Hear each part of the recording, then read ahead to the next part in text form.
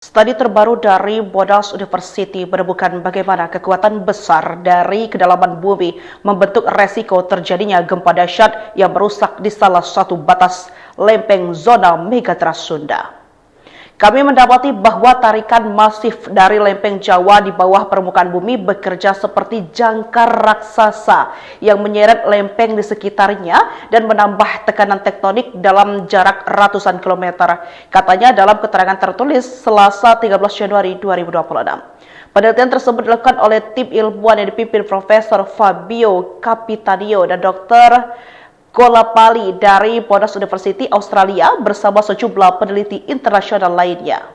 Dengan menggunakan simulasi superkomputer 3D yang canggih, para peneliti menemukan bahwa lempeng bumi yang menghujam jauh di bawah Pulau Jawa menciptakan aliran mantel dan tekanan kuat yang terdorong ke udara hingga mencapai Sumatera dan wilayah Andaman.